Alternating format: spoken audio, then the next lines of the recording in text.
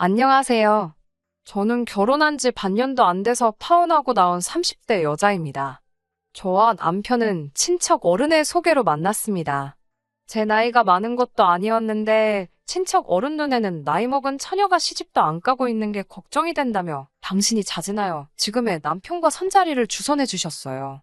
사실 이건 표면적인 이유고 제가 불쌍해서 따내는 돈 많은 남자 소개해 주신다고 자리를 만드신 것 같았습니다.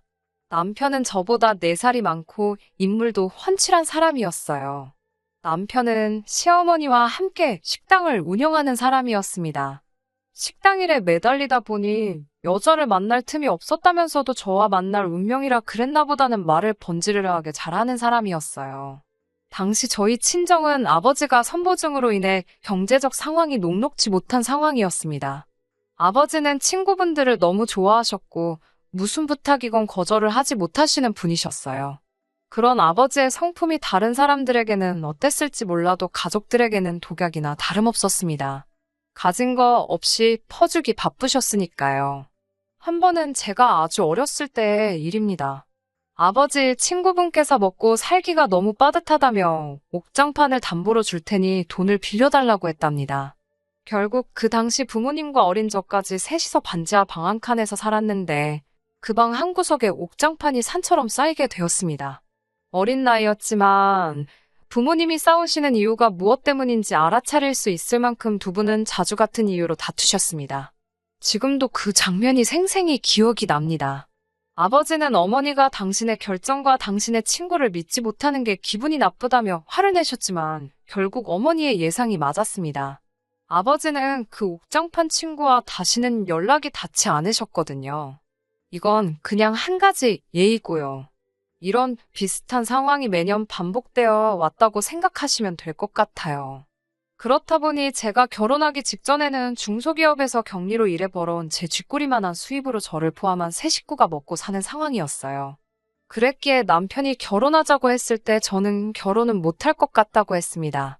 모아둔 돈도 없고 부모님도 책임을 져야 했으니까요.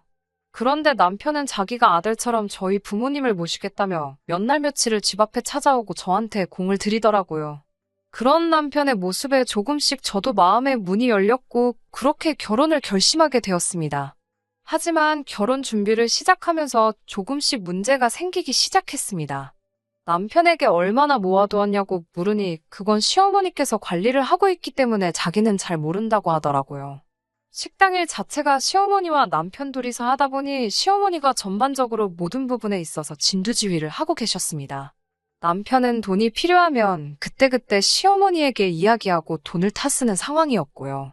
그동안에 저와 데이트를 하면서 썼던 돈들도 시어머니께 저와 어디에 갈 거라고 대강 말씀드리면 시어머니가 그에 맞게 적당한 예산을 주셨던 거죠. 그 이야기를 들으니 솔직히 남편이 한심해 보였습니다. 초등학생이 무슨 학교 끝나고 떡볶이 사 먹게 1,000원만 주세요 하는 것도 아니고 남편 나이가 당시 30대 중반이었는데 돈을 타쓴다는 게 상식적으로 납득이 되지 않았네요. 이런 이유로 파혼 같은 건 생각하지 않았지만 그래도 확실히 이야기해둬야겠다 싶었습니다. 저는 남편에게 결혼하면 경제적으로 독립을 하고 싶다고 당신이 벌어오는 돈도 내가 관리하고 싶다고 했습니다. 남편은 미처 예상치 못한 이야기를 들어서 그런 건지 살짝 놀라워하는 것 같았습니다. 그리고 전 솔직히 만약에 안 된다고 하시면 파혼할 작정이었습니다. 경제관념 없는 남편과 살면 아내가 얼마나 고생인지 이미 친정어머니를 통해서 질리도록 봤는데 그 길을 제가 또 걸을 순 없었으니까요. 하지만 다행히 시어머니는 좋을 대로 하라고 하셨습니다. 돈 관리라는 게 해봤자 머리만 더 아프다며 당신도 한시름 덜고 좋다면서요. 아무튼 이런 이유로 남편이 따로 모아둔 돈은 없었고 대신 시어머니가 집을 구해주셨습니다. 저는 그동안 직장 생활을 하면서 꾸역꾸역 모은 2천만 원과 친정아버지 몰래 어머니가 보태주신 1,000만 원이 있었습니다. 친정 어머니는 더해주지 못해 미안하다 하시면서 눈물을 보이셨는데 가슴이 너무 아팠어요. 사실 그 무렵에는 친정아버지가 알코올 중독 증세까지 보여서 집안 꼴이 더 말이 아니었거든요. 마음 같아서는 친정부모님이 이혼하시고 제가 친정어머니만이라도 어떻게 돌봐드리고 싶었지만 방법이 없었어요. 제 생활이 안정이 되면 그때 어떻게든 방법을 찾아야겠다 생각했지요. 신혼여행에서 돌아오는 날 시댁에 인사를 드리기 위해 들렸습니다. 시어머니는 저에게 앞으로 남편 월급을 너에게 주기로 하지 않았냐며 저에게 봉투 하나를 내미셨습니다. 저는 이때만 해도 가슴이 얼마나 벅차오르던지 뭐라고 말로 표현하기도 어렵네요. 남편도 옆에서 저를 보며 씩 웃어 보이는데 솔직히 저 이때만 해도 정말 결혼 잘한 줄 알았습니다. 집에 돌아와 긴장한 마음으로 봉투를 열었습니다. 그리고 전 정말 충격받았습니다. 시어머니가 주신 돈은 100만 원이었어요. 제가 이렇게 말하면 어떤 분들은 욕을 하실지도 모르겠지만 100만 원이라는 액수는 저에게 충격 그 자체였습니다. 남편은 식당에 하루 종일 있다시피 하거든요. 아침 8시 출근해서 집에 밤 10시나 되어 옵니다. 아니면 오후에 잠깐 들어왔다가 다시 나가서 새벽 2시에 오는 일도 숱합니다. 가게에 주인이 없으면 직원들이 장난질한다고 어머니와 남편이 둘 중 한 사람은 꼭 가게에 있어야 했거든요. 기본적으로 하루에 10시간 이상 일을 하고 한 달에 딱 2번 쉬는데 고작 이만큼을 주신다니 말도 안 되는 계산이었어요. 저는 남편에게 어머님이 얼마나 주셨는지 알고 있냐고 물었습니다. 충격적이게도 남편은 자기가 100만 원을 번다는 건 알고 있었어요. 제가 지금 최저시급이 얼마인 줄 아냐고 어떻게 이걸 월급으로 주실 수 있냐고 화를 냈어요. 하지만 남편은 별일 아니라는 듯이 쓰고 부족하면 어머님께 이야기하면 된다는 식이었습니다. 당장이라도 시어머니한테 가서 따져먹고 싶었지만 정작 당사자가 별일 아니라는 듯이 나오고 그렇다고 제가 결혼할 때 뭘 제대로 해온 것도 아니라서 입이 안 떨어지더군요. 결국 가진 거 없이 시집온 제 자신이 서러워서 눈물만 흘렸고 몇 달을 참고 살아야만 했습니다. 남편 말대로 생활이 아예 안 된 것도 아니었고 생활비가 부족하다 싶으면 남편이 시어머니께 돈을 또 받아오고 하더라고요. 하지만 저를 속상하게 한 건 남편의 월급뿐만은 아니었습니다. 결혼 전 시어머니께서 구해주신다고 한 집도 사실은 1가구 2주택을 가지고 계시면 세금이 많이 나오니까 이름만 남편 앞으로 해주신 거였고 당장은 저희가 들어가서 살 상황이 못 되었습니다. 시어머니는 길어봤자 4년이라면서 일단은 저희더러 시어머니 집에 들어와 살려고 하셨습니다. 시어머니와 셋이 살다가 세입자가 나가면 그 집에 저희가 들어갈 수 있게 해주신다면서요. 뭐 하나 처음에 말씀하신 거랑 비슷하게 굴러가는 게 없었기에 저도 솔직히 실망을 많이 했고 화도 많이 났어요. 그러다 하루는 몸이 너무 안 좋아서 반차를 내고 집에서 쉬고 있었습니다. 시어머니와 남편은 식당에 일을 하러 나간 상황이었고요. 그 두 사람은 제가 집에 있는지 몰랐을 거예요. 제가 평소처럼 출근까지 했다가 중간에 집에 들어왔으니까요. 침대 위에 누워서 잠을 청하고 있는데 갑자기 현관문 열리는 소리가 나더라고요. 발소리를 들으니 시어머니였어요. 나가서 인사를 할까 하다가 솔직히 몸도 피곤하고 그래서 그냥 자는 척 눈을 감고 있었습니다. 날이 더워서 베란다 쪽 창문은 살짝 열어둔 상태였고요. 그래서인지 시어머니 말소리가 너무 잘 들리더군요. 시어머니는 누군가와 통화 중이셨습니다. 무슨 이야기인지 들으려고 한 건 아닌데 제 이름이 자꾸 나와서인지 귀에 딱딱 꽂히더라고요. 전에는 저희 남편이 한 달에 쓰는 돈이 100만 원도 안 됐고 불만도 없었는데 저랑 결혼하고 나서는 100만 원도 기본이라면서 아무래도 저희 친정으로 돈을 빼돌리고 있는 것 같답니다. 듣고 있는데 너무 억울하더라고요. 남편하고 데이트할 때부터 느꼈던 거지만 정말 제대로 된 옷 한 벌이 없었어요. 식당에서 일한다는 이유로 맨날 티셔츠에 청바지만 입고 다니는 남편이 안쓰러워서 옷 몇 벌 사주느라 돈 들어갔고요. 하도 입에서 냄새가 나서 보니까 썩어가는 어금니 치료도 안 하고 있길래 데리고 가서 임플란트 시켰습니다. 어이가 없고 화가 나서 당장이라도 쫓아나가 시어머니한테 뭘 좀 알고 하시는 소리냐고 따져먹고 싶었습니다. 결국 며칠 동안 고민 끝에 남편에게 우리 당분간 떨어져 살자고 했어요. 남편은 갑자기 무슨 자다가 봉창 두들기는 소리냐며 왜 그러냐고 묻더라고요. 저는 시어머니가 저에 대해서 했던 말을 그대로 전달했습니다. 결혼하기 싫다는 사람한테 계속 하자고 밀어붙인 건 당신인데 내가 왜 그런 의심을 받아야 하는 거냐고 그런 분하고 한 집에서 못 산다고 했습니다. 정말 헤어짐을 각오하고 남편에게 말을 꺼냈기 때문에 못할 소리가 없었어요. 남편은 시어머니가 그런 식으로 말을 했을 리 없다면서도 일단 기다려달라고 하더군요. 확인을 해보겠다면서요. 그리고 며칠 뒤 시어머니께서 저에게 이야기 좀 하자고 하셨습니다. 시어머니는 남의 전화를 엿듣는 건 아주 못돼 먹은 버릇이라고 말을 꺼내셨습니다. 곧 이어 저에게 하신다는 소리가 그렇게 당당하고 억울하면 제 월급도 당신에게 가져오라고 하시더군요. 당신이 제 돈 관리를 해주시겠다면서요. 어이가 없었죠. 어머님이 왜 제 돈 관리를 하시냐니까. 그래야 친정에 돈을 빼돌리는지 아닌지 확실히 알지 않겠냐. 누명을 벗고 싶지 않냐고 되물으시더라고요.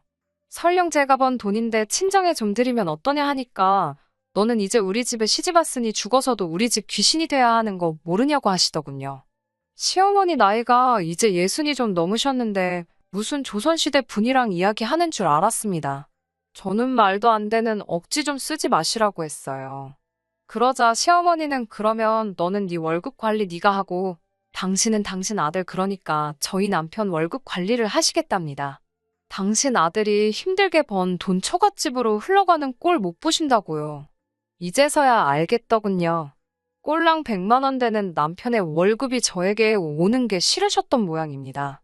저는 마음대로 하시라고 했습니다. 대신 다시는 제가 벌어온 돈을 제가 어떻게 쓰든 신경 쓰지 마시라고 덧붙였어요. 남편에게 시어머니와 나눴던 대화를 전하니 남편이 깊은 한숨을 내쉬더라고요. 그러더니 한다는 말이 사실 시어머니가 돈에 집착이 엄청나신 분이랍니다. 그래서 처음에 돈 관리를 저에게 맡기실 거라고 했을 때 아들인 자기도 너무 놀랐다고요. 하지만 이제 보니 그렇게 이야기를 하신 이유도 아들이 저랑 결혼하고 싶어 죽으려고 하니까 일단 마지못해 알겠다 하신 거였지요. 그렇게 6개월 정도를 시어머니와 냉랭한 관계로 지냈습니다. 솔직히 저는 불편할 게 딱히 없었습니다.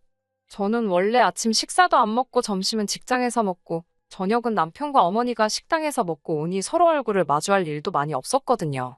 그런데 시어머니는 이것도 마음에 안 드셨나 봅니다. 저더러 생활비를 내라고 하시더군요. 당신 집에서 공짜로 먹고 자고 하니까 생활비를 내랍니다. 처음에 결혼할 때 집 해주신다고 얼렁뚱땅 합가를 하게 한 건 당신이시면서 생활비를 내라는 억지를 쓰셨어요. 저는 생활비까지 내야 하면 차라리 방을 구해 나가겠다고 했습니다. 시어머니는 콧웃음을 치시면서 그럴 돈이나 있냐고 비웃으셨어요. 저는 그때부터 회사 근처 오피스텔을 샅샅이 뒤졌습니다. 시어머니의 심통과 억지를 받아내면서 살만한 큰 그릇도 못 되었고 그런 상황에서 제대로 목소리도 못 내는 남편도 꼴보기가 싫었으니까요. 그렇게 2주 가까이 지났을 무렵 정말 기적같이 제 예산에 맞는 오피스텔을 찾게 되었습니다. 결혼할 때 혼수와 예단을 하기 위해 가져온 3천만 원이 이렇게 쓰이게 될 줄은 상상도 못했지만요. 계약서에 잉크가 마르기도 전에 시집에 도착해 제 짐을 싸기 시작했습니다. 그 모습을 본 시어머니가 저더러 뭐하는 짓거리냐고 물으셨어요. 저는 생활비 낼 바엔 나간다고 하지 않았냐고 지금 나가는 거라고 했습니다. 그러자 시어머니는 시집 온 여자가 지 마음에 안 든다고 짐 싸서 나갔다는 소리는 처음 들어봤다면서 그에 비해 그 딸이라는 소리라 하더군요.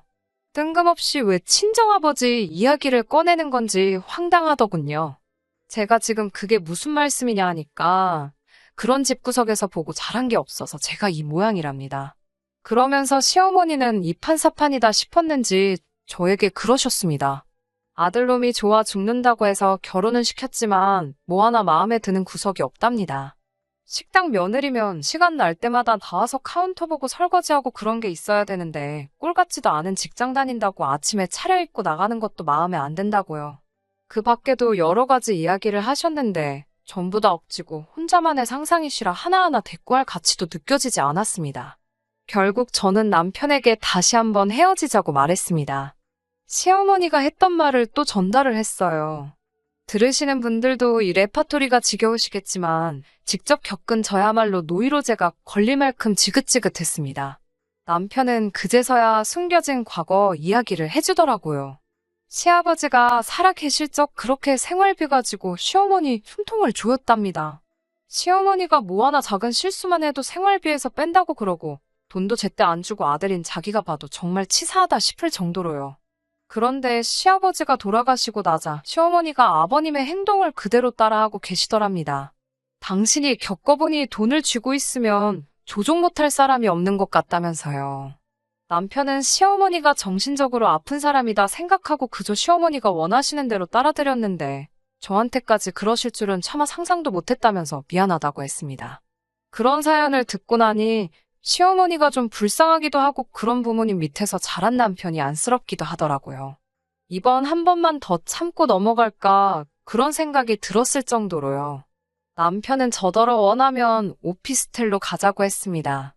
그리고 자기가 시어머니와 잘 말해서 월급도 제대로 받아오겠다고 했어요. 남편이 이렇게까지 이야기를 해주니 제 마음속에 화도 어느 정도 가라앉았고 이번에도 이렇게 넘어가겠구나 싶었습니다. 그렇게 이튿날 남편과 정말 짐을 싸서 계약한 오피스텔로 나갔습니다. 그 사실을 알게 된 시어머니는 노발대발 난리가 나셨습니다. 저희더러 야반도주를 했다면서 이게 다 저 때문이랍니다. 여기까지도 어느 정도 예상을 했던 일이라서 죄송하다. 어쩔 수 없었다 하고 어떻게 잘 넘겨보려고 했습니다. 식당으로 오라고 하시길래 한 번은 겪어야 할 일이다 생각하고 식당으로 향했습니다. 당시 식당에는 시어머니와 남편이 잠깐 쉬기 위해 만들어 놓은 뒷방이 있었는데 그쪽에서 기다리라 하시더군요. 얼마 지나지 않아 점심시간대가 지나 손님들이 대부분 빠졌을 무렵이었어요. 시어머니께서 저더러 다시 홀로 나오라고 하시더군요. 나가니 시어머니가 다짜고짜 저에게 도대체 남편을 어떻게 구워 삶았냐며 저 때문에 당신 착한 아들이 집을 나갔다 하셨습니다. 저도 더는 시어머니의 억지를 들어주고만 있을 수가 없어서 어쩔 수 없이 받아치기 시작했습니다. 그리고 이번만큼은 저도 녹음을 해야겠다 싶더라고요. 매번 증거 없이 남편에게 이야기를 하니 남편은 제 말을 믿어주는 것 같으면서도 설마 하는 눈초리를 보내곤 했었으니까요. 시어머니 눈을 피해 핸드폰 녹음기를 켜고는 돈 몇 푼 가지고 사람을 이렇게 저렇게 마음대로 떡주무르듯 하실 수 있을 줄 알았냐고 물었습니다. 그러자 시어머니가 코수숨을 치더니 네가 뭐가 잘났다고 내가 너한테 아무것도 해오란 소리도 안 하고 며느리로 들였다고 생각하냐 물으셨습니다. 제가 순간 생각지 못한 말씀에 벙쪄있자 시어머니가 그러시더군요. 시장 가면 하자 있는 거, 비품 같은 거 싸게 팔지. 너가 딱 그런 거야. 하자 있어도 그럭저럭 쓸만한 것 같아서 가지고 왔는데 이런 식이면 나도 곤란하다고 그러셨습니다. 시어머니가 평소에 말을 막 하긴 하시지만 속으로 저를 그렇게 생각하고 계실 거라곤 꿈에도 상상하지 못했기 때문에 충격이 너무나 컸습니다. 그리고 마침 남편이 가게로 들어오고 있었습니다. 남편이 저와 시어머니를 번갈아 쳐다보더니 무슨 일이 있었냐고 묻더라고요. 제가 말을 잇지 못하자 시어머니는 남편에게 거짓말을 하시더군요. 당신이 앞으로 저와 한번 사이좋게 잘 지내보자고 했더니 감동을 받았는지 저런다면서요. 그러면서 저에게 아가, 우리 이제 잘 지내보자. 내 마음 잘 알겠지? 그러시는 거예요.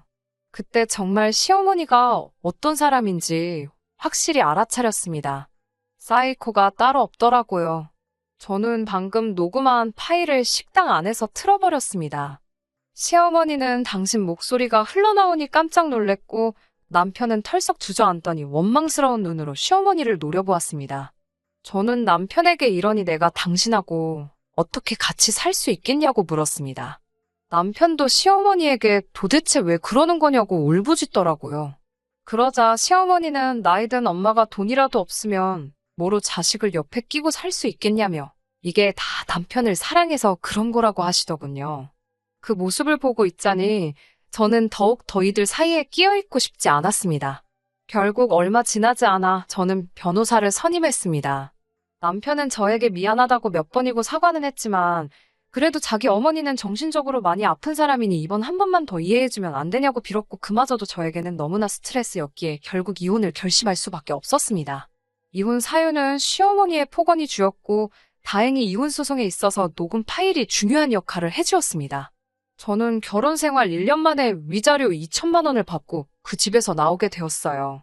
제가 이혼하는 모습을 보고서야 친정 아버지도 당신이 무능하여 딸이 이렇게까지 고생을 하는가 싶으셨다며 이번 일을 기회로 정신 차리시겠다 약속해 주셨습니다. 이혼한 지 석 달이 지난 지금 남편에게선 가끔씩 연락이 옵니다. 저랑 이혼하고 나서야 시어머니도 정신을 차리셨는지 월급도 올려주셨고 오피스텔 생활도 허락을 해주셨다면서 다시 시작할 수 없겠냐고 묻더군요. 이혼하기 전에 정말 약속하셨던 것들만 지켜주셨어도 저는 정말 좋은 며느리가 되어드렸을 텐데 씁쓸하더라고요. 그래도 이미 지나간 일이니 후회해봐야 소용없지요. 다행히 친정아버지는 드시는 술도 많이 줄었고 친정어머니도 그런 아버지의 변화에 기뻐하시는 눈치입니다. 우리 모두 이제 앞만 보고 나아가려고 합니다. 그럼 또 언젠가 좋은 날이 오겠지요? 끝까지 들어주셔서 감사합니다. 오늘의 사연은 여기까지입니다. 구독과 좋아요, 알람 설정 부탁드리고 더 좋은 사연으로 다시 찾아뵙겠습니다. 감사합니다.